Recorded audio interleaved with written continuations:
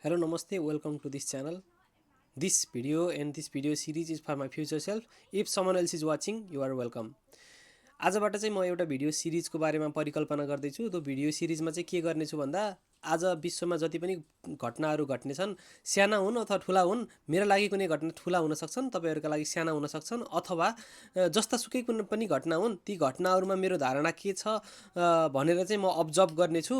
म जर्नलिस्ट पनि होइन, म एक्सपर्ट पनि होइन, म एउटा सामान्य मान्छे हुँ। सामान्य मान्छेलाई सामान्य घटनाहरूले कस्ता खालका असर पर्छन्, विश्वमा घटेका विभिन्न घटनाहरूले कस्तो खालका असर पर्छन् भनेर चाहिँ म एउटा भिडियो बनाउने प्रयास गर्नेछु। जहाँ चाहिँ म फ्युचर आफ्नै लागि हो, मैले भोलि गएर चाहिँ यो भिडियो हेर्दाखेरि मैले त्यति बेला कस्तो खालको धारणा रहेछ यस विषयमा भनेर चाहिँ हेर्न सकु भनेर चाहिँ म एउटा भिडियो बनाउने प्रयास गर्दैछु। आजलाई यति नै गरौँ। नेक्स्ट भिडियोबाट चाहिँ म हरेक भिडियोको कन्टिन्यू गर्नेछु। धन्यवाद।